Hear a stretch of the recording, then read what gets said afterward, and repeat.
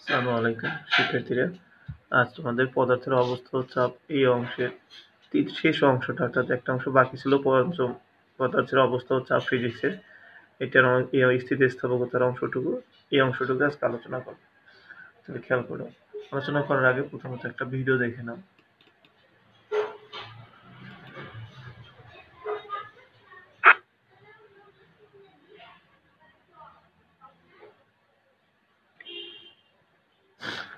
একটা ভিডিওতে এখানে যেটা দেখানো হচ্ছে, একটা পটের ভিতরে পানি রাখা হয়েছে, বোতল বা বোতলের ভিতরে পানি রাখা হয়েছে।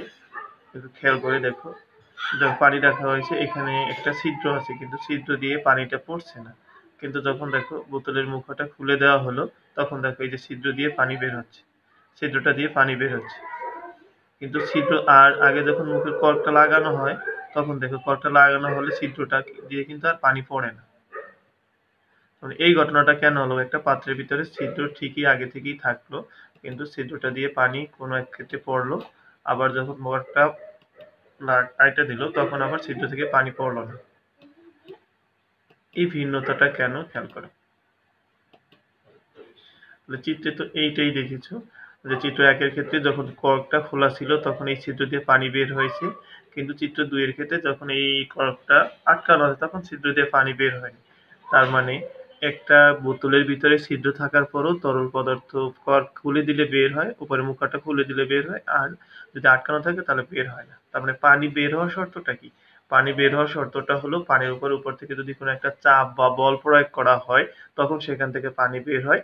আর যদি বল বা চাপ প্রয়োগ করা না হয় তাহলে ওই ছিদ্র থেকে কিন্তু পানি বের হয় না। তো এই জন্য এখানে সেই বল বা চাপটা কে প্রয়োগ করলো? অর্থাৎ খুলে দিলে বায়ুমণ্ডল তরলের উপরে বল প্রয়োগ করে বা চাপ প্রয়োগ করে, যার কারণে ওই বোতলের ছিদ্র থেকে পানি বের হয়। আর যদি যখন মুখটা আটকানো থাকে, তখনও কি বায়ুমণ্ডল থাকে না? তখনও বায়ুমণ্ডল থাকে, এবং তখন বায়ুমণ্ডল উপাদানগুলো চাপ বা বল প্রয়োগ করে কার উপরে? বোতলের মুখের উপরে বা কর্কের উপরে চাপ প্রয়োগ করে, তরলের উপরে চাপ বা বল প্রয়োগ করা হয় না বলে ওই তখন আর ছিদ্রটা দিয়ে পানি বের হয় না, যেটা দ্বিতীয় চিত্রে দেখানো হয়েছে। তাহলে কোনো একটা ছিদ্র দিয়ে পানি বের হওয়ার ক্ষেত্রে মুখটা যে আটকানো থাকে তাহলে বের হয় না, কারণ বায়ুমণ্ডল তখন তরলের উপর চাপ প্রয়োগ করতে পারে না। তার মানে এখানে চাপ প্রয়োগ করতেছে কি? বায়ুমণ্ডল। আজকে যে অংশটা হলো যে বায়ুমণ্ডল চাপ, তাহলে বায়ুমণ্ডলের চাপ কাকে বলে? তোমরা পড়েছো, তরল যে কোনো একটা পদার্থের একক ক্ষেত্রফলের উপর লম্বভাবে যে পরিমাণে বল প্রয়োগ করে সেটা কি বলা হয়? কি?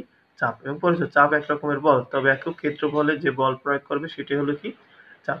ঠিক এখানেও বায়ুমণ্ডলও কোনো একটা বস্তুর একক ক্ষেত্রফলের উপরে যে পরিমাণে বল প্রয়োগ করে সেটা হলো গিয়ে বায়ুমণ্ডলের চাপ।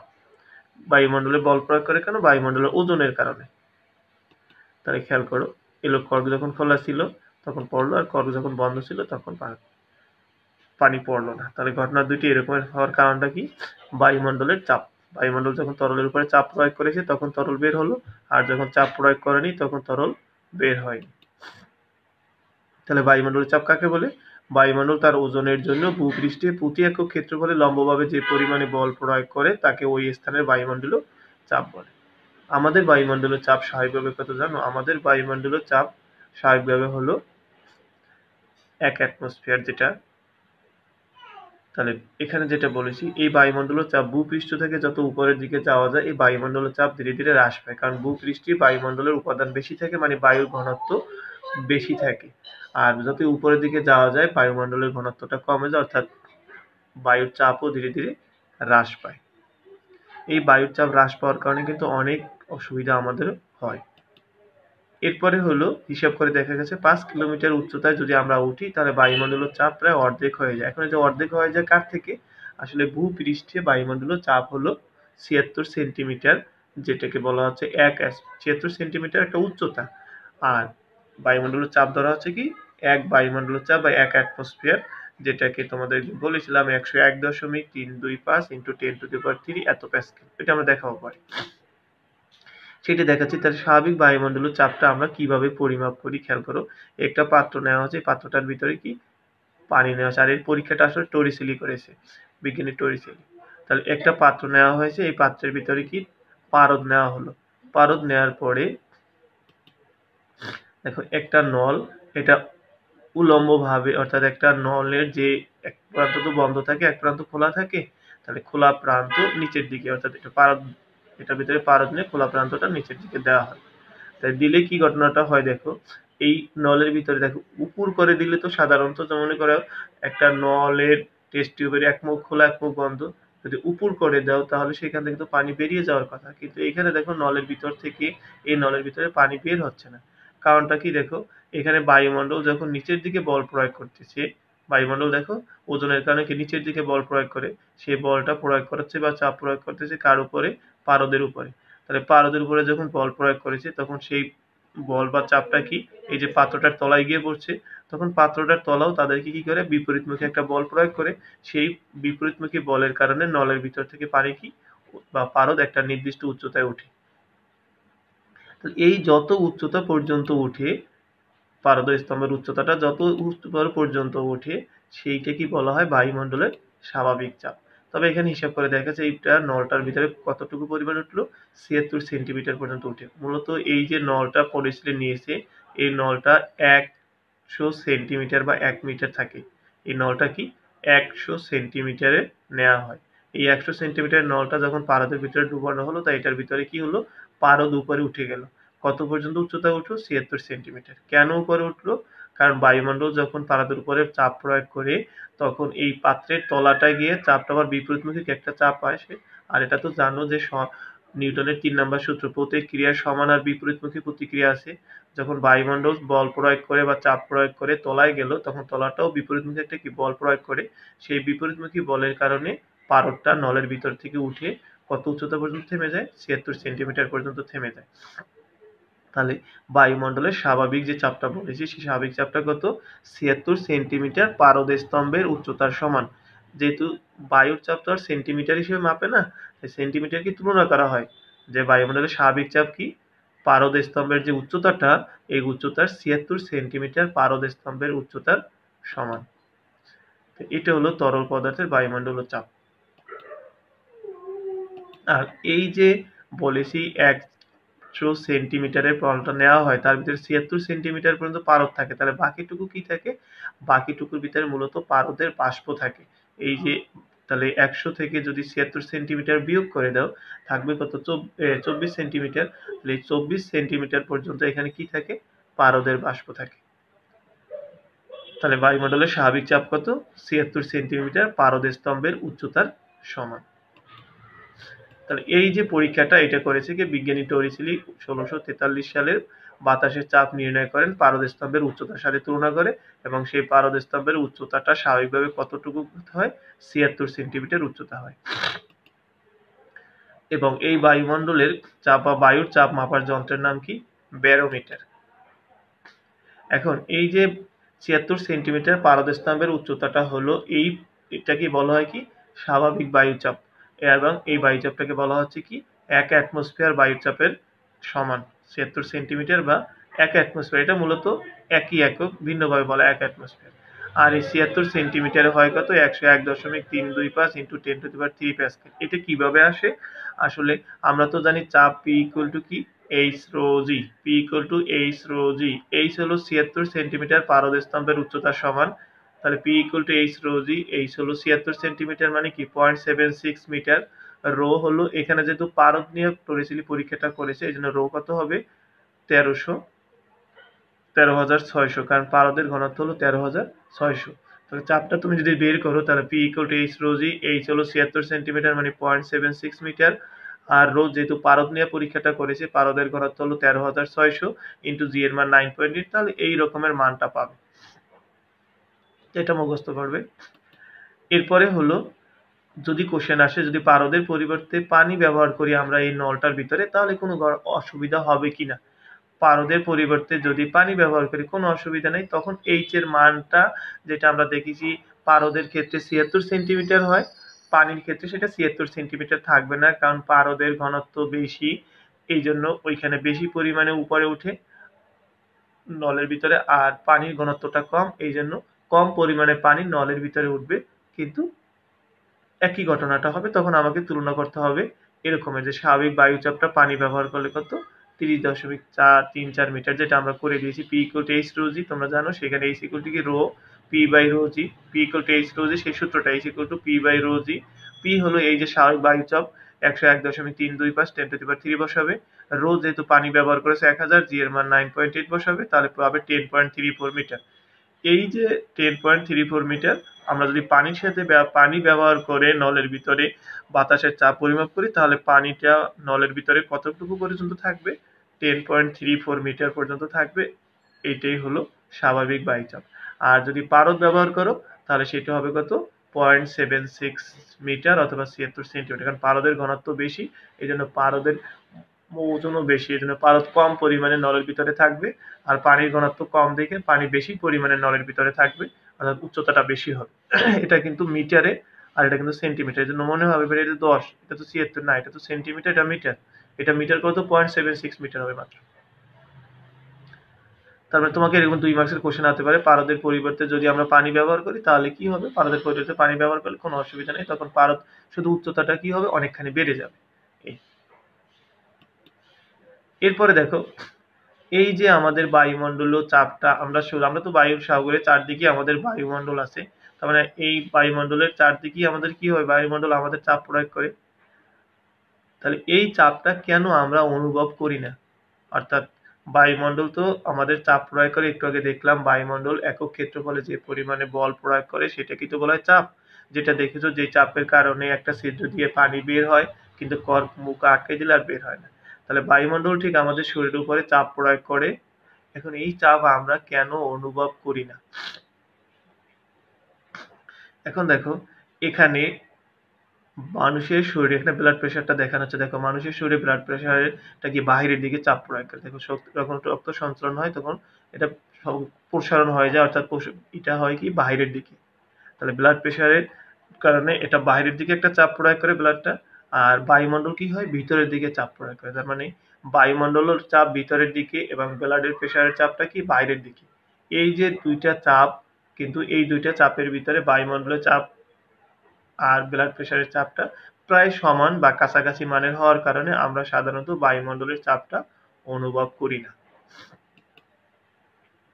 আর বায়ুমণ্ডল সাধারণত ওই যে দেখালাম 101.325 10⁻³ এত প্যাসকেল, অর্থাৎ বায়ুমণ্ডল প্রতি একক ক্ষেত্রফলে 101.325 × 10⁻³ এত প্যাসকেল চাপ প্রয়োগ করে, যেটাকে আনুমানিক 10⁵ নিউটন ধরা হয়।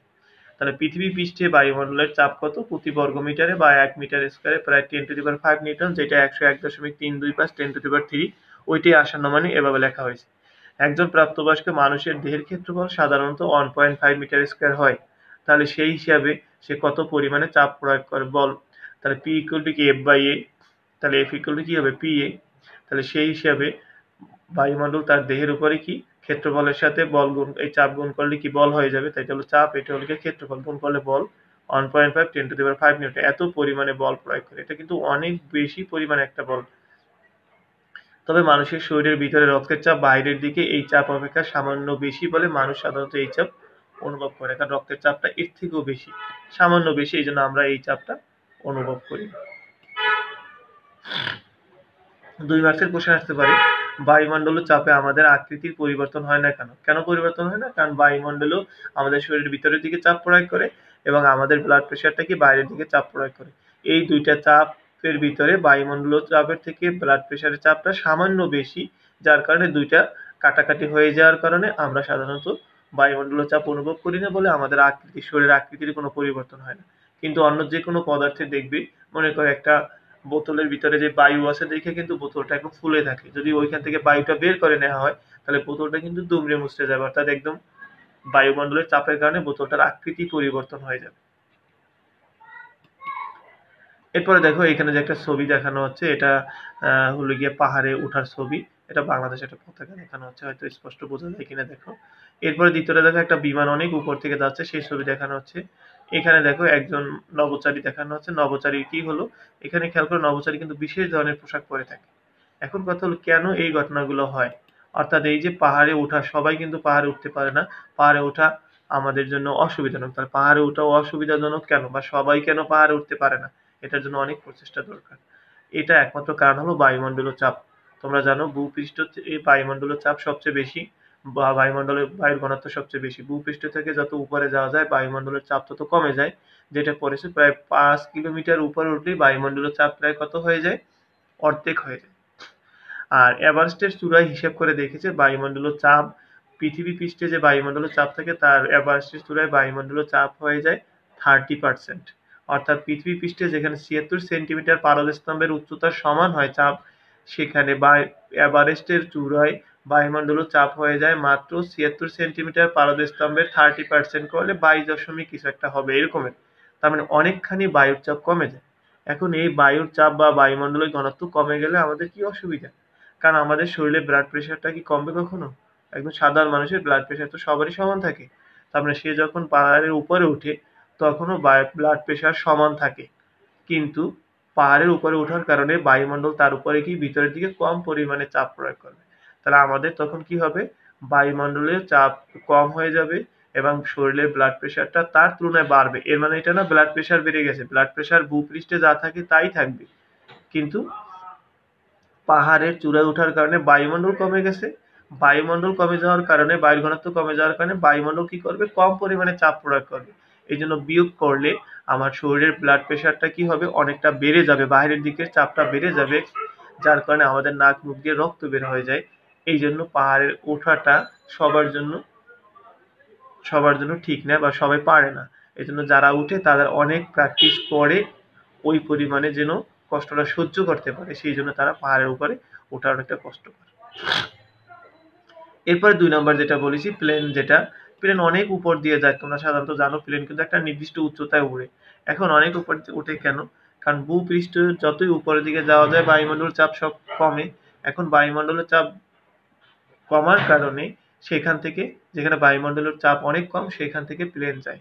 এখন বায়ুমণ্ডলের চাপ বেশি হলে সেখান থেকে প্লেন গেলে কি হবে, বায়ুমণ্ডলের যে বিভিন্ন উপাদানগুলো আছে, বিভিন্ন কণা, হাইড্রোজেন, হিলিয়াম, অক্সিজেন, নাইট্রোজেন, এই উপাদানগুলো যে আছে, জলীয় বাষ্প যেগুলো আছে, এর ভিতর দিয়ে যখন প্লেন যাবে ভূপৃষ্ঠের কাছাকাছি দিয়ে, তখন ঘনত্ব বেশি, বেশি ঘনত্বের ভিতর থেকে যখন প্লেনটা যায় তখন তাদের ভিতরে ঘর্ষণের কারণে এত বেশি তাপ উৎপন্ন হয় যে প্লেনটা এখানে গলে যেতে পারে বা তার চর অনেক বেশি বাধার সম্মুখীন হবে, ঘর্ষণ বলের সম্মুখীন হয়।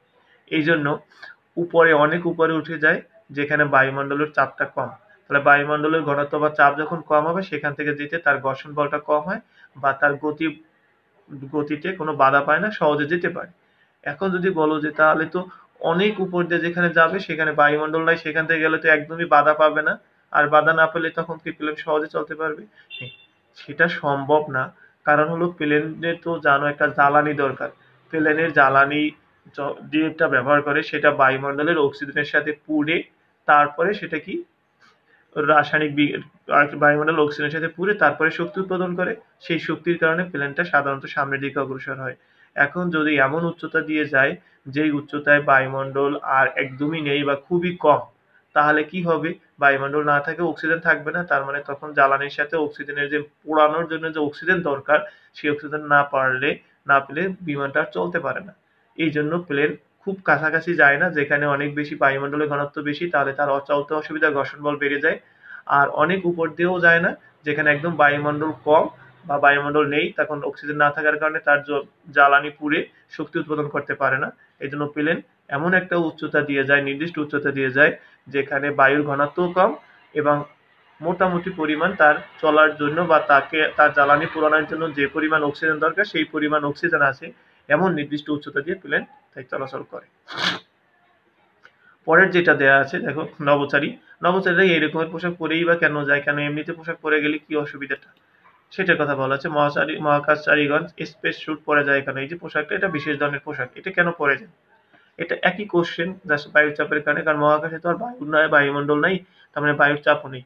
আর বায়ুমণ্ডলের চাপ না থাকলে তো এখানে কি ব্লাড প্রেশারটা সবচেয়ে বেশি, আর ব্লাড প্রেশারটা যদি সবচেয়ে বেশি হয়ে যায় তার মানে বাইরের দিকের চাপ সবচেয়ে বেশি, ভিতরের দিকে বায়ুমণ্ডল কোনো চাপ প্রয়োগ করতেছে না, যার কারণে তাদের সবচেয়ে বেশি অসুবিধা, ব্লাড অনেক প্রেশারের কারণে মুখ দিয়ে রক্ত বের হয়ে যাবে, যার কারণে তাকে কি করতে হয়, একদমই বায়ুমণ্ডল চাপ না থাকার কারণে শরীরে ভারসাম্য থাকবে না।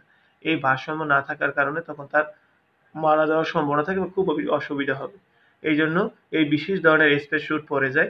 এখানে কি হয়, বায়ুর চাপ বজায় রাখার জন্য বা সাম্যাবস্থা রাখার জন্য বিশেষ ব্যবস্থা থাকে, যাতে তার শরীরের ব্লাড প্রেশার এবং এটার ভিতরে চাপ ২ টা সমান থাকে এবং তার জন্য অসুবিধা না হয়। এইজন্য এই বিশেষ ধরনের পোশাক পরে। এই বিশেষ ধরনের পোশাকের উদ্দেশ্যটাই হলো বায়ুমণ্ডলীয় চাপটা এটার ভিতরে ব্লাড প্রেশারটাকে সাম্যাবস্থা আনার জন্যই এই বিশেষ ধরনের পোশাক পরে থাকে। এখন দেখো, বায়ুমণ্ডলে জলীয় বাষ্প, অর্থাৎ আমরা এই পারদ স্তম্ভের উচ্চতাটা অনেক সবসময় ৭৬ সেন্টিমিটার থাকে এমনটা না, কখনো কমে বা বেড়ে যেতে পারে। সেটা পরিবেশের উপাদান বা তার বায়ুমণ্ডলের উপাদানের কোনো পরিবর্তন হয়েছে কিনা সেটার উপরে। সাধারণত বায়ুমণ্ডলে জলীয় বাষ্প যদি কমে যায়, জানো জলীয় বাষ্প হলো আসলে বায়ুমণ্ডলের অন্যান্য উপাদান থেকে হালকা। তাই বায়ুমণ্ডলে যদি জলীয় বাষ্প কমে যায়, তার মানে কি জলীয় বাষ্প কমে গেলে বায়ুর ওজন বৃদ্ধি পায়, কারণ হালকা জিনিস কমে গেছে, তার মানে কি এখানে অন্যান্য উপাদান বেড়ে যাওয়ার কারণে ওজন বেড়ে যাবে। বায়ুমণ্ডলে যদি ওজন বেড়ে যায়, তাহলে পারদ স্তম্ভের বেশি পরিমাণ ওজন বেড়ে যাওয়া মানে কি বেশি পরিমাণে নিচের দিকে বল প্রয়োগ করতেছে বায়ুমণ্ডল। বেশি পরিমাণে বল প্রয়োগ করলে বিপরীত দিকে বলও বেশি হবে, অর্থাৎ পারদটা নলের ভিতরে বেশি পরিমাণে উপরে উঠবে। তারপরে বায়ুতে জলীয় বাষ্প কমে গেলে বায়ুর ওজন বেড়ে যায়, ওজন বেড়ে গেলে কি হবে, পারদ স্তম্ভের উচ্চতাও ধীরে ধীরে কি হবে, বাড়বে। কতটুকু বাড়বে? ৭৬ সেন্টিমিটার থেকে বাড়বে। আর যখন ৭৬ সেন্টিমিটার থেকে পারদ স্তম্ভের উচ্চতা বেড়ে যায়, তখন আবহাওয়াবিদ যারা আছেন তারা বুঝতে পারে যে বায়ুমণ্ডলে জলীয় বাষ্প বেড়ে গেছে, অর্থাৎ জলীয় বাষ্প কমে গেছে। জলীয় বাষ্প যদি কমে যায়, তো বুঝতে পারো বৃষ্টিপাত হবে না বা আবহাওয়া শুষ্ক থাকবে। এখন বায়ুমণ্ডলে যদি জলীয় বাষ্প বেড়ে যায়, জলীয় বাষ্প বেড়ে গেলে বায়ুর ওজনটা কমে যাবে, মানে বায়ুমণ্ডল হালকা হয়ে যাবে। বায়ুমণ্ডল যদি হালকা হয়ে যায়, তাহলে কি হবে, ওজনটা কমে যাবে। ওজন কমে গেলে নিচের দিকে বল কমবে, অর্থাৎ বিপরীতমুখী বলও কমে যাবে। বিপরীতমুখী বল কমে যাওয়ার কারণে পারদ স্তম্ভের ভিতরে ৭৬ সেন্টিমিটার পারদ থাকতে পারবে না, সেখান থেকে আরো কি কমে যাবে। তার মানে যদি পারদ স্তম্ভের উচ্চতা ধীরে ধীরে হ্রাস পায়, তখন বিজ্ঞানীরা আবহাওয়াবিদরা বুঝতে পারে যে বায়ুমণ্ডলে জলীয় বাষ্প বেড়ে গেছে। বায়ুমণ্ডলে জলীয় বাষ্প বেড়ে যাওয়া মানে কি বৃষ্টিপাত হওয়ার সম্ভাবনা আছে, কারণ জলীয় বাষ্পটাই একসময় ঘনীভূত হয়, বৃষ্টিতে পরিণত হয়। বায়ুমণ্ডলে জলীয় বাষ্প যদি বেড়ে গেলে, অর্থাৎ অনেক বেশি বেড়ে যায়, তাহলে কি বায়ুমণ্ডলের ঘনত্বটা অনেকটা হ্রাস পায়। আর ওজন অনেকটা হ্রাস পাওয়ার কারণে তখন পার্শ্ববর্তী যেখানে বেশি চাপ আছে বা বেশি ঘনত্বের বায়ু আছে, সেখান থেকে কম ঘনত্বের বায়ুর দিকে খুব বেশি বেগে বাতাসটা প্রবাহিত হয়। আর বেশি প্রবাহিত হলে তখন কি হবে, খুব ঝড় বা ঘূর্ণিঝড় হতে পারে সেটা। খেয়াল করো, এখানে একটা চিত্র দেয়া আছে, এইটা হলো সমুদ্রের পৃষ্ঠ। এখানে দেখো গোল গোল দিয়ে বোঝানো আছে বায়ুমণ্ডলের ঘনত্ব, অর্থাৎ এখানে বায়ুমণ্ডলের ঘনত্বটা এখানে কম। আর এই যে এদিকে বায়ুমণ্ডলের ঘনত্বটা কি হচ্ছে, এটা নিম্নচাপ অঞ্চল, এখানে ঘনত্বটা বেশি, বায়ুমণ্ডলের ঘনত্বটা কম। আর এইদিকে এটা উচ্চচাপ অঞ্চল, এখানে ঘনত্বটা বেশি, এটা যে এই গ্রিন করে এটা দেয়া আছে, ঘনত্বটা বেশি। আর এখানে যখন নিম্নচাপ অঞ্চল ঘনত্বটা কমে গেছে, ঘনত্ব কমে যাওয়ার কারণে এখন উচ্চচাপ অঞ্চল, অর্থাৎ স্থলভাগের দিকে উচ্চচাপ অঞ্চলের ঘনত্বটা এদিকে কি হবে, এই বেশি চাপ নিম্নচাপ অঞ্চল থেকে এখানে যখন চাপ হয়েছে, তখন এখান থেকে কি হবে, এদিকে প্রবাহিত হবে। উচ্চচাপ অঞ্চল থেকে নিম্নচাপ অঞ্চলের দিকে কি হবে, বায়ু প্রবাহিত হবে। তাই উচ্চচাপ অঞ্চল থেকে নিম্নচাপ অঞ্চল যখন বায়ু যখন প্রচন্ড বেগে বাতাস হবে, তখন ঝড় হয়, এটা আমরা বুঝতে পারি। তা দেখো, এটা একটা বায়ুমণ্ডলের চাপ দেখানো হচ্ছে। আর এখানে সমুদ্র তল থেকে উপরের উচ্চতা। আমরা জানি কি যত উপরে যাওয়া যায় বায়ুমণ্ডলের চাপ তত কমে। কমতে কমতে এক সময় যদি বলো যে এক সময় তো শূন্য হয়ে যাওয়ার কথা, না এমনটা কমে না যে শূন্য, কারণ স্বাভাবিক বায়ুমণ্ডলের চাপ ৭৬ সেন্টিমিটার, উচ্চতার সাথে সাথে ধীরে ধীরে বায়ুর চাপ কমে কমে কমে কমে এইরকম হয়ে যাবে। একদম শূন্য হয় না, কারণ হলো শূন্য এখানে বায়ুর মণ্ডলের চাপ কমে যাওয়া মানে হলো বায়ুমণ্ডলের ঘনত্ব কমে যায়। আর ঘনত্ব কমে কখনই শূন্য হয় না। মূলত এটা বায়ুমণ্ডলটা অনেক বিস্তৃত, অর্থাৎ আয়তনটা বেড়ে যায়। বায়ুমণ্ডলটা উত্তপ্ত হওয়ার কারণে তার কি হলে আয়তনটা বেড়ে যায়, আয়তন বেড়ে গেলে ঘনত্ব ধীরে ধীরে কমে যায়। কিন্তু এমনটা হয় না যে বায়ুর উপাদানটা একদম শূন্য হয়ে গেছে। এই জন্য মূলত চাপটা কমে না, শূন্য হয় না, কিন্তু ধীরে ধীরে যদি উচ্চতার সাথে সাথে কমে যায়। খেয়াল করো, এখানে বায়ুমণ্ডলের যে পারদ স্তম্ভের উচ্চতার পরিবর্তন থেকে কিভাবে আমরা আবহাওয়ার পরিবর্তন দেখতে পারি, এটা দেখানো হচ্ছে। একটু খেয়াল করো, সাধারণত পারদ স্তম্ভের উচ্চতা কত, ৭৬ সেন্টিমিটার, সেটা দেখানো হচ্ছে। যখন ৭৬ সেন্টিমিটার থাকবে, তখন আবহাওয়াবিদরা যেটা বলেছি তোমাদের, স্বাভাবিকভাবে তা কোনো বৃষ্টিপাত হবে না। এরপরে দেখো, যেটা দেখানো হচ্ছে, যদি পারদ স্তম্ভের উচ্চতাটা কমে যায়, পারদ স্তম্ভের উচ্চতাটা ৭৬ সেন্টিমিটার থেকে কমে যায়, তাহলে কি হবে, বৃষ্টিপাত হতে পারে। কারণ ৭৬ সেন্টিমিটার থেকে কমে যাওয়া মানে কি বায়ুতে জলীয় বাষ্প বেড়ে গেছে, আর জলীয় বাষ্প বেড়ে গেলে কি হবে, বৃষ্টিপাত হতে পারে। যদি অনেক কমে যাওয়া মানে কি, তখন উচ্চচাপ আর নিম্নচাপ অঞ্চলের সৃষ্টি হয়ে যাবে। তখন কি হবে, নিম্নচাপ হয়েছে, তার মানে কি নিম্নচাপ অঞ্চল থেকে উচ্চচাপ অঞ্চলের থেকে বায়ু প্রবাহিত হবে এবং ঘূর্ণিঝড় এই টাইপের হওয়ার সম্ভাবনা থাকে। তাহলে এটা দিয়ে পারদস্তম্ভের উচ্চতার পরিবর্তনকে বলা হচ্ছে বায়ুমণ্ডলের চাপের পরিবর্তন। আবহাওয়া কি হবে, আমরা বলতে পারি যে পারদস্তম্ভের উচ্চতা কমে গেছে, 76 সেন্টিমিটার আছে, তার মানে আবহাওয়া স্বাভাবিক থাকবে। যদি 76 সেন্টিমিটার থেকে ধীরে ধীরে কমে যায়, তার মানে জলীয় বাষ্প বেড়ে গেছে, বৃষ্টিপাত হতে পারে। কিন্তু হঠাৎ করে অনেকখানি যদি 76 সেন্টিমিটার থেকে কমে যায়, তাহলে আমরা বুঝতে পারি নিম্নচাপের সৃষ্টি হয়েছে, তার মানে এখানে ঘূর্ণিঝড় হতে পারে। মানে তখন উচ্চচাপ অঞ্চল থেকে নিম্নচাপ অঞ্চলের দিকে বায়ু প্রবাহিত হবে, অর্থাৎ ঘূর্ণিঝড় হবে। খেয়াল করে এখানে একটা পথ দেওয়া আছে, এই পথটা থেকে যদি আমি বায়ুটা বের করে নেই, তাহলে অবস্থাটা এরকমের দাঁড়াবে। এটা কিভাবে সম্ভব? এটা কারণটা হলো বায়ুমণ্ডল তো চারদিকে সব দিকে চাপ প্রয়োগ করতেছে, কিন্তু ভিতরেও বায়ুমণ্ডল থাকার কারণে সে কি হলো, বিপরীত দিকে আরেকটা চাপ প্রয়োগ করতেছে। এই দুইটা চাপ সমান হওয়ার কারণে পথটা কি হলো, মোটামুটি ফুলে আছে। যখন ভিতরের বায়ুটা বের করে ফেলা হবে, তখন কি হবে, বায়ুমণ্ডল তাকে ভিতরের দিকে চাপ দিবে, কিন্তু ভিতর থেকে বাইরের দিকে কেউ চাপ দেওয়া থাকবে না। তখন এই পথটা আবার কি একদম এরকম দুমড়ে মুচড়ে যাবে। সেটাই বলা হচ্ছে এটা কিভাবে সম্ভব। এটা সম্ভব যদি এখান থেকে বায়ুটা বের করে নেওয়া হয়। পারদস্তম্ভের উচ্চতার পরিবর্তন দেখে কিভাবে আবহাওয়ার পূর্বাভাস দেওয়া যায়, একটু আগে তোমাদের ঠিক বলেছি যে কিভাবে দেওয়া যায়। পারদস্তম্ভের উচ্চতা যদি 76 সেন্টিমিটার থাকে, তার মানে এটা আবহাওয়া শুষ্ক থাকবে। যদি 76 সেন্টিমিটার থেকে ধীরে ধীরে কমে যায়, তাহলে কি হবে, বায়ুতে জলীয় বাষ্প বেড়ে যাবে, মানে বৃষ্টিপাত হতে পারে। আর যদি 76 সেন্টিমিটার থেকে খুব বেশি কমে যায়, তাহলে কি নিম্নচাপ সৃষ্টি হবে, অর্থাৎ তখন উচ্চ ঘনত্বের অঞ্চল থেকে নিম্ন ঘনত্বের অঞ্চলের দিকে বায়ু প্রবাহিত হবে এবং ঘূর্ণিঝড় হতে পারে। এরপর দেখো একটা বিষয়, এখানে এই স্প্রিংটার ক্ষেত্রে দেখো, স্প্রিংটাকে যখন আমরা বল প্রয়োগ করতেছি, দেখো স্প্রিংটা তখন কি বৃদ্ধি পাচ্ছে। আবার যখন বল অপসারণ করতেছি, তখন কি হবে, আগের অবস্থায় ফিরে আসলো। যখন আমরা বল প্রয়োগ করেছি, তখন স্প্রিংটা প্রসারিত হলো, আবার বল ছেড়ে দিলে কি হলো, বা বলটা অপসারণ করলে আগের অবস্থায় ফিরে আসলো। এখানে দেখো এই যে একটা কাপড়ের টুকরা, এটাকে বল প্রয়োগ করে দেখো প্রসারিত হচ্ছে, আবার বল ছেড়ে দিলে কি আগের অবস্থায় ফিরে আসতেছে। বল প্রয়োগ করলে প্রসারিত হলো, বল ছেড়ে দিলে বা বল অপসারণ করলে আগের অবস্থায় ফিরে আসে।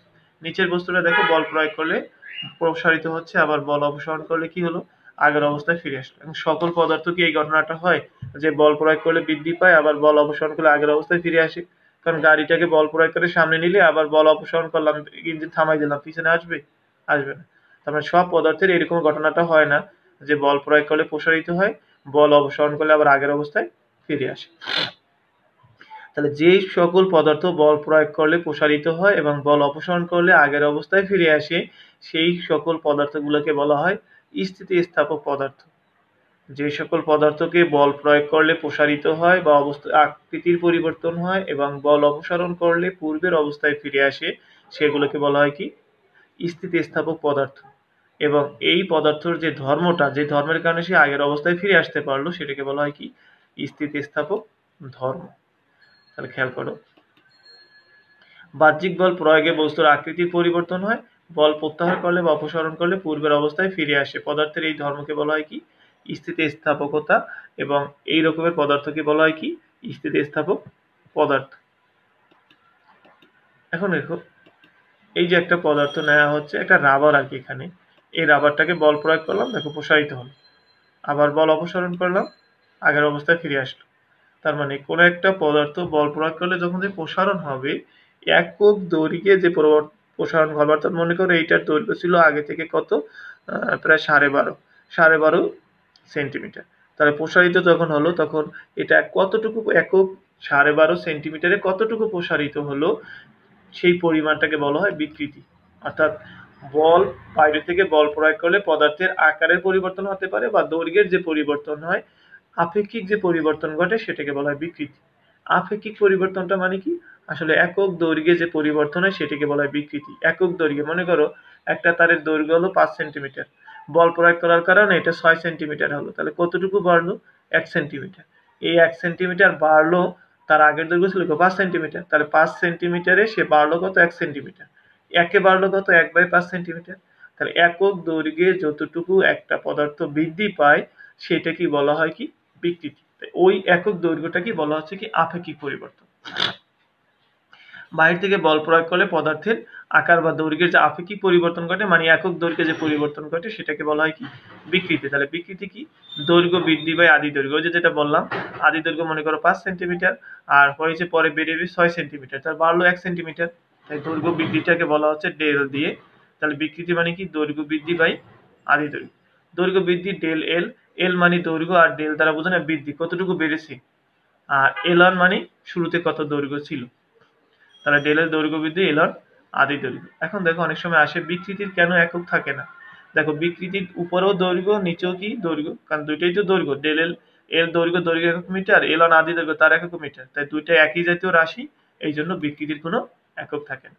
তাই এটা 2 মার্কসের কোশ্চেন আসে, বিকৃতির কেন একক থাকে না, তখন এই সংজ্ঞাটা লিখবে, বিকৃতির সূত্রটা লিখবে, তারপরে বলবে যেহেতু বিকৃতি হলো দুইটা একই জাতীয় রাশির অনুপাত বা দুইটা দৈর্ঘ্যের অনুপাত, তাই বিকৃতির কোনো একক থাকে না। ওকে, এরপরে খেয়াল করো পীড়ন কাকে বলে। এই যে এটা বিকৃতি হলো, বিকৃতি কেন হলো? বল প্রয়োগ করেছি, বল প্রয়োগ করার পরে সে বৃদ্ধি পেল, আবার যদি বল অপসারণ করি তাহলে সে আগের অবস্থায় ফিরে আসবে। এই আগের অবস্থায় ফিরে আসার সময় একক ক্ষেত্রফলে যে পরিমাণে বল প্রয়োগ করে সেটাকে বলা হয় বিকৃতি। কারণ যে কোনো একটা জিনিসকে বল প্রয়োগ করলে স্থিতিস্থাপক পদার্থ যেটা, মনে করো রাবার, বল প্রয়োগ করলাম প্রসারিত হলো, কিন্তু যখন তুমি ছেড়ে দিও আগের অবস্থায় ফিরে আসবে। তার মানে এই একটা রাবার সবসময় চায় কি সাম্য অবস্থায় থাকতে বা স্থিতি আগের অবস্থায় থাকতে। এই জন্য তুমি যখন বাড়িয়েছো সে সবসময় চায় আগের অবস্থায় ফিরে আসতে, ছেড়ে দিলে সে আগের অবস্থায় ফিরে আসবে। তো এই যে একটা পদার্থকে বল প্রয়োগ করলে তার বিকৃতি ঘটানো হয় এবং সেই বিকৃতি ঘটানোর পরে সে চায় কি পূর্বের অবস্থায় ফিরে আসতে, মানে আগের অবস্থায় ফিরে আসার জন্য একটা বল প্রয়োগ করতে চায় সে। এই যে আগের অবস্থায় ফিরে আসে একক ক্ষেত্রফলে যে পরিমাণে বল প্রয়োগ করে সেই বলটা কি বলা হচ্ছে কি পীড়ন। বাহিরের বাহ্যিক বলের প্রভাবে কোনো বস্তুর মধ্যে বিকৃতি সৃষ্টি হলে স্থিতিস্থাপকতার ধর্মের জন্য, কারণ স্থিতিস্থাপকতা মানেই হলো পূর্বের অবস্থা ফিরে পাওয়ার যে ধর্ম, তাই স্থিতিস্থাপকতার ধর্মের জন্য বস্তুর ভেতরে একটি প্রতিরোধকারী বা বিপরীত দিকে ফিরে আসার একটা বল উদ্ভব হয়। একক ক্ষেত্রফলে লম্বভাবে সৃষ্ট এই বলকে বলা হয় কি পীড়ন। তার মানে পীড়ন আর বল চাপ অনেকটা একই, তোমাদের বলেছিলাম এমসিকিউর সময়। তাহলে পীড়ন P equal to F by A. তাহলে পীড়নের একক কি হবে? একক বলের একক নিউটন, আর এটার একক কি মিটার স্কয়ার, তার মানে কি নিউটন পার মিটার। আচ্ছা এখানে মাইনাস হবে, নিউটন পার মিটার স্কয়ার, এ মিটার, এখানে মাইনাস হবে, মাইনাস দিয়ে নিউ। আচ্ছা তাহলে মাত্রা কি হবে? তার মানে পীড়নের মাত্রা আর চাপের মাত্রা একই, M L T minus one, M L minus one T minus two, এটা জানো চাপের মাত্রা সমান। এখন যদি বলে কোন বস্তুর পীড়ন এত জি পিএ, জি মানে গিগা, পিএ মানে প্যাসকেল, গিগা প্যাসকেল বলতে কিছু, গিগা মানে 10⁹9, তার মানে 5 × 10⁹9 গিগা প্যাসকেল বলতে কি বোঝায়। তাহলে পীড়ন মানে কি? ওই যে উপরে সংজ্ঞাটা দিবে, তারপরে বলবে 1 মিটার স্কয়ার ক্ষেত্রফলে লম্বভাবে এই প্রতিরোধকারী বলের মান কত হবে? 5 × 10⁹9 প্যাসকেল 9 নিউটন। প্রথমে পীড়নের সংজ্ঞা দিবে, তারপরে বলবে পীড়ন এত বলতে বোঝায় যে 1 মিটার স্কয়ার ক্ষেত্রফলে লম্বভাবে সৃষ্ট প্রতিরোধকারী বল 5 × 10⁹9 নিউটন। এরপর দেখো এই যে দেখালাম যে বল প্রয়োগ করলে প্রসারিত হয় বা আকৃতির পরিবর্তন হয় যে কোনো পদার্থের। এখন এই যত বেশি বল প্রয়োগ করবে অত বেশি আকৃতির পরিবর্তন হবে। একটা রাবারকে যত বেশি বল প্রয়োগ করবে অত বেশি কি বৃদ্ধি পায়? না, আদৌ পায় না। একটা রাবারকে বল প্রয়োগ করে বৃদ্ধি পাবে এবং একটা পর্যায়ে আসবে বল প্রয়োগ করার পরে আর বৃদ্ধি পাবে না, তখন এটা কি হয়ে যাবে? ছিঁড়ে যাবে। তার মানে বল প্রয়োগ করলে যে স্থিতিস্থাপক পদার্থগুলোর কথা বলতেছি, বল প্রয়োগ করলে যে বিকৃতি ঘটবে তার একটা নির্দিষ্ট সীমা আছে, এই সীমা অতিক্রম করলে সে আর বল সহ্য করতে পারে না, তখন সেটা ছিঁড়ে যায় বা স্থায়ী বিকৃতি হয়ে যায়, বা স্থায়ী বিকৃতি মানে আগের অবস্থায় ফিরে আসতে পারে না। তাহলে এই যে যত সীমা পর্যন্ত একটা বস্তুকে বল প্রয়োগ করলে সেই স্থিতিস্থাপক ধর্ম প্রদর্শন করতে পারে, মানে আগের অবস্থায় ফিরে আসতে পারে, ওই পর্যন্ত বা ওই সীমা পর্যন্ত যে বলটা প্রয়োগ সীমাটাকে বলা হয় কি স্থিতিস্থাপক সীমা। যেমন দেখো একটা স্প্রিং দেখানো হচ্ছে, এই স্প্রিংটার উপরে এই বল প্রয়োগ করার কারণে এতটুকু প্রসারিত হলো। এই দ্বিতীয়টা, এটার দুইটা বস্তু তুলালাম, প্রসারণ কি আরো বেশি হবে। এখন যত বেশি তুলাবো অত বেশি বল প্রসারণ হবে। তাহলে 3টা যদি দাও তাহলে আশা করি প্রসারণ, কিন্তু তখন কি এটা কিন্তু ছিঁড়ে গেল। তার মানে কি এই স্প্রিংটা সর্বোচ্চ এত পর্যন্ত প্রসারিত হতে পারে, এর থেকে বেশি পরিমাণে যদি ওজন প্রয়োগ করো বা বল প্রয়োগ করো তাহলে এটা কি আর বিকৃতি হয় না, এটা স্থায়ীভাবে ছিঁড়ে যায় বা স্থায়ী বিকৃতি ঘটে যায়। এই সীমাটা পর্যন্ত বলা হয় কি স্থিতিস্থাপক সীমা। তাহলে স্থিতিস্থাপক সীমা কি? যে সীমার মধ্যে বস্তুর স্থিতিস্থাপক ধর্ম স্থিতিস্থাপকতার ধর্ম বজায় থাকে তাকে স্থিতিস্থাপক সীমা বলে। যে সীমার মধ্যে বস্তুর স্থিতিস্থাপকতার ধর্ম বজায় থাকে তাকে স্থিতিস্থাপক সীমা বলে। এই স্থিতিস্থাপক সীমার মধ্যে তাহলে যত বেশি বল প্রয়োগ করবে তত বেশি কি প্রসারণ হবে, প্রসারণ মানে কি বিকৃতি হবে। তার মানে স্থিতিস্থাপক সীমার মধ্যে যত বেশি বল, বল মানে তো এখানে চাপ একক ক্ষেত্রফলের কথা বলা হচ্ছে, স্থিতিস্থাপক সীমার মধ্যে যত বেশি বল বা পীড়ন প্রয়োগ করবে তত বেশি কি বিকৃতি ঘটবে। এইটাই বিজ্ঞানী হুক বলেছে একটা সূত্রের মাধ্যমে। রবার্ট হুক স্থিতিস্থাপক সীমার মধ্যে একটা বস্তুর উপরে যত বেশি পীড়ন মানে চাপ প্রয়োগ করব তার বিকৃতি তত বেশি হবে, তার মানে সমানুপাতিক সম্পর্ক। এটা হলো হুকের সূত্র। তাহলে হুকের সূত্রটা কি? স্থিতিস্থাপক সীমার মধ্যে পীড়ন কি হবে? বিকৃতির সমানুপাতিক। পীড়ন হবে বিকৃতির সমানুপাতিক, অর্থাৎ স্থিতিস্থাপক সীমার মধ্যে থেকে তুমি যত বেশি পীড়ন বা বল প্রয়োগ করবে অত বেশি কি তার প্রসারণ হবে বা অত বেশি তার আকৃতির পরিবর্তন করবে। অর্থাৎ পীড়ন সমানুপাতিক বিকৃতি, সমানুপাতিক উঠানোর জন্য ধ্রুবক ব্যবহার করতে হয়। তাহলে পীড়ন ডিভাইড বাই বিকৃতি ইকুয়াল কি হবে? ধ্রুবক। পীড়ন ডিভাইড বাই বিকৃতি সমানুপাতিক উঠানোর একটা ধ্রুবক, পীড়ন বাই বিকৃতি ইকুয়াল ধ্রুবক। পীড়ন একটু আগে পড়েছি, বিকৃতিও পড়েছি। পীড়ন মানে কি? একক ক্ষেত্রফলে উদ্বুদ্ধ বাধাদানকারী বল। স্থিতিস্থাপকতা বস্তুর ধর্মের জন্য একক ক্ষেত্রফলে যে বিপরীতমুখী বলের সৃষ্টি হয় বা প্রতিরোধকারী বলের সৃষ্টি হয় সেটাই তো পীড়ন। তাহলে এফ বাই এ পীড়ন, পীড়ন এক রকমের চাপ।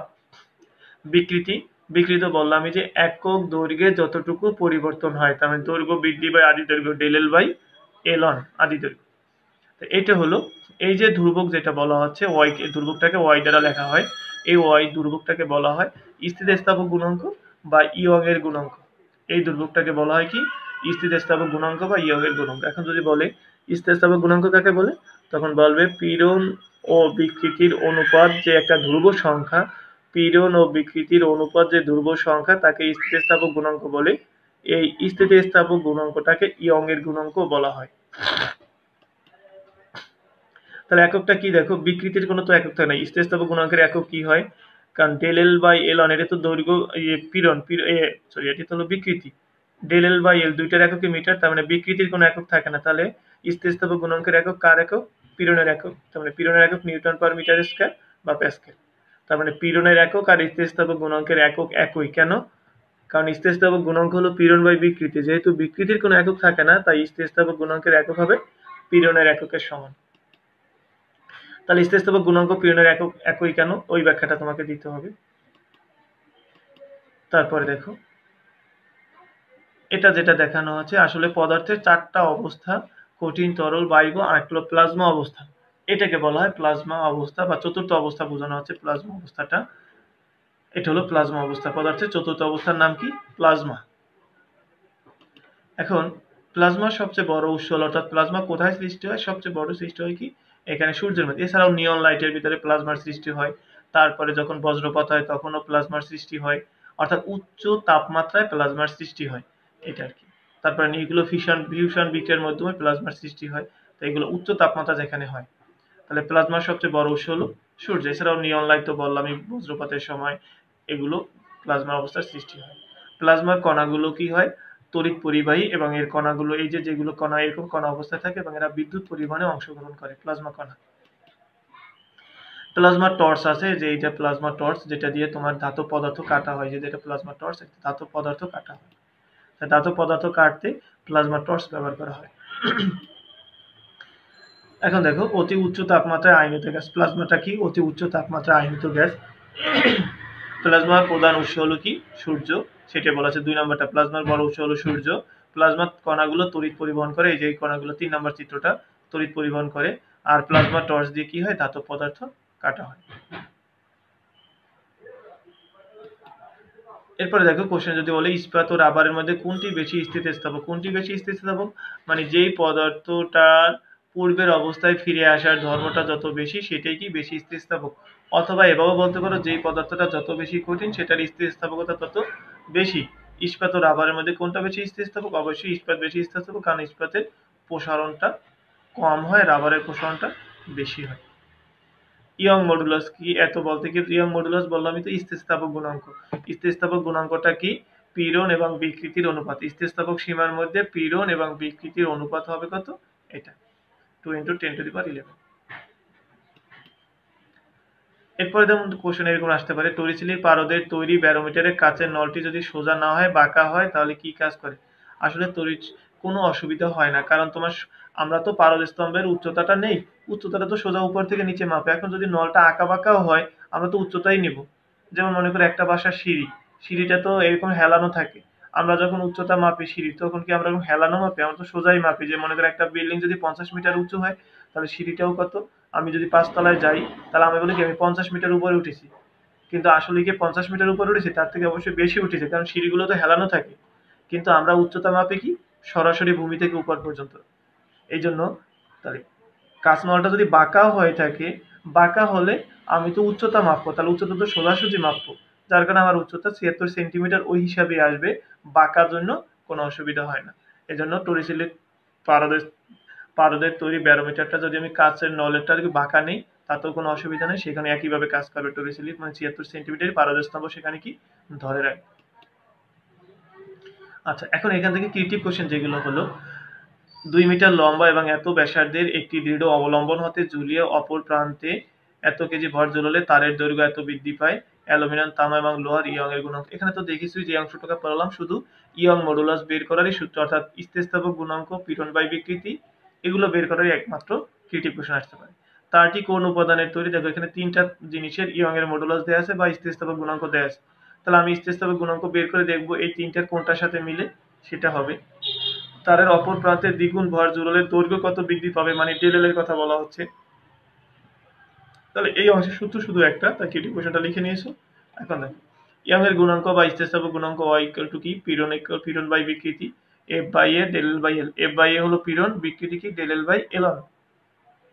যদি এটাকে উল্টাই দেই তাহলে আর উল্টাই দিলে হবে এফ এল অন আর এ ডেল এল। এটা আর গুণ করে উল্টাই দিলে, ভাগ গুণ দিলে উল্টাই দিলে F L on by A del L. এখন কারো ধাতব পদার্থটি বা উদ্দীপকের তারটি কিসের তৈরি বলেছে, তার মানে আমি ইয়ং মডুলাস বের করে উদ্দীপকে যে তিনটা জিনিসের ইয়ং মডুলাস দেওয়া আছে তার সাথে তুলনা করবো যে কোনটা সাথে মিলে যায় সেটা ওই উপাদানের তৈরি। এখন ইয়ং মডুলাস বের করতে গেলে তোমাকে এফ লাগবে, বল। এখানে বল প্রয়োগ করেছে কি? তারটাকে এক প্রান্তে আটকে অপর প্রান্তে ভর ঝুলানো হয়েছে। তাহলে ভর যদি ঝুলানো হয় তাহলে ওজন হবে, ওজনের বল প্রয়োগ করেছে এফ ইকুয়াল টু এমজি। তাহলে আদি দৈর্ঘ্য, প্রথমে দৈর্ঘ্য ছিল 2 মিটার, তারপরে তারের ব্যাসার্ধ দেওয়া ছিল, ক্ষেত্রফল বানায় নিবে। তাহলে ক্ষেত্রফল কি তারে? পাই আর স্কোয়ার 3.1416, আর হলো ব্যাসার্ধ, ব্যাসার্ধ দেওয়া আছে দেখো এখানে মিলিমিটারে, মিটার বানালে 1000 দিয়ে ভাগ করে নিয়ে মিটার বানায় নিবে, তার স্কোয়ার এটা, তাহলে হলো এত মিটার স্কোয়ার ক্ষেত্রফল। তারপরে বল প্রয়োগ করবে, এখানে ওজন ঝুলিয়েছে তার কারণে F equal to MG, 2.5 into 9.8 এত নিউটন। তাহলে আমার ইয়ং এর মডুলাস বের করতে গেলে এফ লাগবে, এলন লাগবে, এ লাগবে, ডেল এল লাগবে। ডেল এল মানে দৈর্ঘ্য বৃদ্ধি, দৈর্ঘ্য বৃদ্ধি কোশ্চেনে দেওয়াই আছে এত মিটার, মিলিমিটার আছে 1000 দিয়ে ভাগ করলে মিটার বানাই নিবে। তাহলে এখন এই মানগুলো এটা বসাও সূত্রের মধ্যে, কোশ্চেনের মধ্যে এটা বসাই দিলাম এফ, তো এটা আর এলন হলো 2 মিটার, মানগুলো বসিয়ে দিয়েছি। বসে ক্যালকুলেশন করো, পাবে 2 ইন্টু 10⁻11 প্যাসকেল, কিন্তু আমার তো কোশ্চেনে দেওয়া আছে গিগা প্যাসকেল। তোমাদের বলেছিলাম 1 গিগা সমান 10⁹ প্যাসকেল, 1 গিগা সমান 10⁹, তাহলে একে 10⁹ দিয়ে ভাগ করো। এই প্যাসকেলকে 10⁹ দিয়ে ভাগ করলে গিগা প্যাসকেল হবে, 10⁹ দিয়ে ভাগ করলে হবে 200 গিগা প্যাসকেল। 10⁹ 10⁹ দিয়ে ভাগ করো তাহলে এত পাবে। তাহলে যেহেতু 200 গিগা প্যাসকেল হলো লোহার, কোশ্চেনে দেওয়া আছে, তাই এটা কিসের তৈরি? লোহার তৈরি। পরটা বলেছে দ্বিগুণ ভর যদি চাপাও তাহলে এর দৈর্ঘ্য কতখানি বৃদ্ধি পাবে, তার মানে ডেল এল বের করতে বলেছে। আমাদের সূত্র একটাই, Young modulus y equal to পীড়ন বাই বিকৃতি F by A del L by L on. তাহলে উল্টাই দিলে F L on by A del L. আমার এখান থেকে কি ডেল এল বের করতে বলছে, দৈর্ঘ্য কতখানি বৃদ্ধি পাবে ডেল এল। যদি আমি ডেল এল বের করতে চাই তাহলে আমার ওয়াই জানতে হবে, এফ জানতে হবে, এল অন জানতে হবে, এ জানতে হবে। তাহলে এল অন তো আদি দৈর্ঘ্য দেয়া আছে 2 মিটার, ক্ষেত্রফল পাই আর স্কয়ার দিয়ে আগের মতো করে ক্ষেত্রফল বের করে নিলাম। আর জানতে হবে আমার বল এফ ইকুয়াল টু এমজি। এবার বলেছে দ্বিগুণ ভর চাপাবে, তার মানে আগে 2.5 কেজি, এখন হবে কত? ডাবল করলে 5 কেজি, তাহলে বল হলো 49 নিউটন। আর তোমার ওয়াই ইয়ং এর গুণাঙ্ক, যেটা ইয়ং এর গুণাঙ্ক তো ক নাম্বারে পেয়েছি 200, 2 ইন্টু 10⁻11 প্যাসকেল। কারণ প্যাসকেল দিয়ে অঙ্ক করতে হবে, আগে কিন্তু গিগা প্যাসকেল বানিয়েছি শুধুমাত্র তুলনা করার জন্য, এই জন্য 10⁹ দিয়ে ভাগ করে গিগা প্যাসকেল বানিয়ে তুলনা করেছি। এখানে তো আর তুলনা করার বিষয় নাই, প্যাসকেল দিয়ে অঙ্ক করতে হবে। তাহলে y equal to F L on by A del L. Del L যদি বের করতে চাও তাহলে আর গুণ করো F L on by Y A. এটা আর গুণ করছি ডেল এল বের করার জন্য। এখন মানগুলো বসাও, এফ এর মান 49, এলন এর মান 2, ওয়াই এর মান ক নাম্বারে বের করেছে 2 × 10⁻11, এই হলো ক্ষেত্রফল, তো পাই আর স্কয়ারটা বের করেছে। তাহলে ডেল এল হয় এত মিটার। তাহলে সেটাই বলেছে যদি দ্বিগুণ ভর বৃদ্ধি করি তাহলে কতখানি দৈর্ঘ্য বেড়ে যায়। আরেকটা কোশ্চেন বলেছি 2 মিলিমিটার ও 4 মিলিমিটার ব্যাসের সমদৈর্ঘ্যের মানে দুইটা দৈর্ঘ্য সমান তারকে একই বলে টানলে প্রথমটির দৈর্ঘ্য বৃদ্ধি দ্বিতীয়টির দৈর্ঘ্য বৃদ্ধি 3 গুণ হয়। প্রথম তারের উপাদানের ইয়ং এর গুণাঙ্ক এত। প্রথম তারের দৈর্ঘ্য বাড়াতে প্রযুক্ত প্রথম তারের দৈর্ঘ্য, আচ্ছা এখানে 20% বাড়াতে, খেয়াল করো, প্রথম তারের দৈর্ঘ্য 20% বাড়াতে প্রযুক্ত পীড়নের মান নির্ণয় করো। এখানে 20% কথাটা আসে নাই ক নম্বরে, তোমরা লিখে নিও। প্রথম তারের দৈর্ঘ্য 20% বাড়াতে প্রযুক্ত পীড়নের মান নির্ণয় করো। তার মানে আমরা পীড়ন বিকৃতি যেটাই বলো সূত্র তো একটাই, y = f/a del l/ln, পীড়ন বাই বিকৃতি। তাহলে আমাকে এখানে পীড়ন বের করতে বলেছে, f/a বের করতে বলেছে, আর গুণ করেছি, f/a সমান কি হবে y del l/ln, আর গুণ করলে। এখন y এর মান জানতে হবে পীড়ন বের করতে হলে। y এর মান তো কোশ্চেনে দেয়াই ছিল 2 × 10⁻11। ln আদি দৈর্ঘ্য দেয়া ছিল না, তোমাকে বলেছে যে 20% দৈর্ঘ্য বৃদ্ধি করবে। তা আমি যদি ধরে নেই আদি দৈর্ঘ্য হলো l, তাহলে দৈর্ঘ্য বৃদ্ধি কত হবে, l এর 20%। আবার খেয়াল করো আদি দৈর্ঘ্য দেওয়া ছিল না, বলেছে দৈর্ঘ্যের 20% বাড়াবে, তাই 20% বাড়াতে গেলে আগের দৈর্ঘ্য না জানলে তো 20% করা যায় না। এই জন্য আমরা ধরে নিয়েছি আদি দৈর্ঘ্য কত, l। তাহলে দৈর্ঘ্য বৃদ্ধি l এর 20% মানে কি 0.02 l। তাহলে পীড়ন f/a বের করতে বলেছে, আর y এর মানটা তো কোশ্চেন দেয়া আছে, মানে ইয়ং এর গুণাঙ্ক 2 × 10⁻11। এখন মানটা বসাও, f/a সমান কি y × del l/ln, y হলো 2 × 10⁻11 ইন্টু del l হলো কত 0.02, এটা 20% বৃদ্ধির কথা বলেছে, ডিভাইড বাই ln এর মান কত l, l কাটা যায়, f/a সমান 4 × 10⁹ নিউটন পার মিটার স্কয়ার, কারণ পীড়নের একক আর চাপের একক একই, তুমি ইচ্ছা করলে এটাকে প্যাসকেলও লিখতে পারো। পরের কোশ্চেনটা বলেছি দেখো যে উদ্দীপকের কোন তারটার স্থিতিস্থাপক গুণাঙ্ক বেশি, দুইটা তারের মধ্যে কোনটার স্থিতিস্থাপকতা বেশি। স্থিতিস্থাপকতা বেশি মানে যার ইয়ং এর গুণাঙ্ক বেশি তার স্থিতিস্থাপকতা বেশি। আর স্থিতিস্থাপকতা মানে কি, কোন বস্তুটা কত বেশি কঠিন তার স্থিতিস্থাপকতাও তত বেশি, যেটা যত বেশি শক্ত তার স্থিতিস্থাপকতা তত বেশি। খেয়াল করো তাহলে প্রথম তারের ইয়ং এর গুণাঙ্ক আমরা y, প্রথম তারটা y1 ধরেছি, f/a পীড়ন বাই বিকৃতি del l/l, শুধু 1 দিয়েছি কেন, কারণ হলো এক নম্বর তার বোঝানোর জন্য। যদি বলো f এর সাথে কেন 1 দেয়নি, কারণ কোশ্চেনে বলে দিয়েছে সমদৈর্ঘ্যের, তার মানে সম বল প্রয়োগ করা হয়েছে বা একই বল প্রয়োগ করা হয়েছে, এই জন্য f এর সাথে 1 2 দেওয়া লাগেনি। আর সমদৈর্ঘ্যের বলেছে যার কারণে দুইটার দৈর্ঘ্যই ln হবে, এই ln এর কোনো পরিবর্তন করতে হবে না। তাহলে উল্টোই দিলে হবে কি f ln/a1 del ln। দ্বিতীয় তারের ক্ষেত্রে একই, এটাও f2 দেয়নি, কারণটা হলো একই বল প্রয়োগ করেছে এবং সমদৈর্ঘ্যের, তার মানে দৈর্ঘ্যের কোনো পরিবর্তন নেই, এই জন্য ln আর বল f, আর বাকি দুইটা পরিবর্তনের কথা বলেছে এই জন্য এই দুইটা 2 দিয়েছি। উল্টাই দিলে f ln/a2 del l2। কোশ্চেনে বলেছে যে প্রথমটার দৈর্ঘ্য বৃদ্ধি মানে del ln, প্রথমটার দৈর্ঘ্য বৃদ্ধি দ্বিতীয়টার দৈর্ঘ্য বৃদ্ধি 3 গুণ, সেটা লিখেছি, প্রথমটার দৈর্ঘ্য বৃদ্ধি দ্বিতীয়টার দৈর্ঘ্য বৃদ্ধি 3, এটা প্রশ্নে দেওয়া আছে। এখন যদি এই দুটো ভাগ করে দেই, এখানে অনেক ক্ষেত্রে একটু খেয়াল রাখবে যে কোনটার স্থিতিস্থাপকতা বেশি, তার মানে যেটার y এর মান বেশি বা ইয়ং এর গুণাঙ্ক বেশি। অনেক সময় ইয়ং এর গুণাঙ্ক পুরোপুরি বের করা যায়, অনেক সময় বের করা যায় না, তুলনা করতে হয়। এখানে খেয়াল করো তুমি যদি y1 এর মান, প্রথম তারের ইয়ং এর গুণাঙ্ক হয়তো দেয়া আছে, কোনো অসুবিধা নেই, দ্বিতীয় তারের ইয়ং এর গুণাঙ্ক তুমি বের করতে পারবে না। কেন পারবে না, কারণ দ্বিতীয় তারের কোশ্চেনে বলেছে কি একই বল প্রয়োগ করলো, এই একই বল মানে কত বল, 10 নিউটন, 50 নিউটন, 100 নিউটন, আমি জানি না। আবার একই দৈর্ঘ্যের বা সমদৈর্ঘ্যের মানে কি, আগেরটা যদি 5 মিটারের পরটা 5 মিটার, আর একটা 10 মিটারের পরটা 10 মিটার, তার মানে এখানে নির্দিষ্ট মান বলেনি, শুধু বলেছে একই দৈর্ঘ্যের একই বল, তার মানে এক্ষেত্রে তুমি নির্দিষ্ট কোনো মান বের করতে পারবে না, এই জন্য তোমাকে তুলনা করতে হবে, মানে ভাগ করে কাটাকাটি করে দিতে ওই একই জিনিসগুলো। আর যদি বলে দিত যে 50 নিউটন বল প্রয়োগ করা হলো, এতখানি দৈর্ঘ্য বৃদ্ধি পেলো বা এতখানি দৈর্ঘ্য ছিল, মানে সব মানগুলো যদি স্পেসিফিক দেয়া থাকে, তাহলে তুমি আলাদা করে y1 আর y2 বের করে বলতে পারো এখানে y1 এর মান বেশি তাই এটা বেশি স্থিতিস্থাপক, বা y2 এর মান বেশি তাই এটা বেশি স্থিতিস্থাপক। তো এখানে যেহেতু স্পেসিফিক মান দেয়া নাই, এই জন্য আমাকে তুলনা করতে হবে, যে দুইটা y1 বের করো, এখন ভাগ করে দিলাম, তাহলে f ln divide by a1 ln, আর এটাকে ভাগ দিলে উল্টে যাবে a2 del l2 divide by f ln কাটা চলে গেল, যেটা থাকলো ক্ষেত্রফল কি পাই আর স্কয়ার, দ্বিতীয়টার ব্যাস বলেছে 4 মিলিমিটার, তাহলে ব্যাসার্ধ কত 2 মিলিমিটার, 1000 দিয়ে ভাগ করলে 0.002, তোমাদের এরকম আসতে পারে 2 × 10⁻³ কোনো অসুবিধা নাই, একই রেজাল্ট, ইন্টু del ln, আর এখানে দেখো দ্বিতীয়টা পাই আর ব্যাসার্ধ হলো গিয়ে 2 মিলিমিটার ব্যাস দেওয়া ছিল, তাহলে ব্যাসার্ধ কত হবে 0.1 মিলিমিটার, মানে ভাগ করলে 0.001 whole square into del L N, এটা 3 ডেল এলন। প্রথমটার দৈর্ঘ্য বৃদ্ধি, দ্বিতীয়টা এই ডেল এল টু। আচ্ছা এখানে তোমার এখানে আসলে টু হবে ডেল এল টু, আর এখানে হবে 3 ডেল এল টু। এখানে 1 হবে না, 2 হবে, একটু খেয়াল করে নিও, মেয়েরা খেয়াল করে দেখো ডেল এল টু, এটা ডেল এল টু হবে, আর নিচেরটা হবে 3 ডেল এল এর মান কত 3 ডেল এল টু, মানে এল গুলো 2 হবে, এই লাইনটায় 2 হবে। তাহলে এখানে এল টু কাটা যাবে, ভাগ করে দিলে 1.33, তার মানে কি Y one greater than Y two. তাহলে ওয়াই ওয়ান এর মান বেশি, তার মানে প্রথম তারটা বেশি স্থিতিস্থাপক। তাহলে এই পর্যন্ত মেয়েরা, আগামী দিন থেকে আমরা শীট থেকে কৃষি কোশ্চেনগুলো সলভ করাবো, তোমাদের এইটা প্র্যাকটিস করো। সবাইকে ধন্যবাদ, আল্লাহ হাফেজ।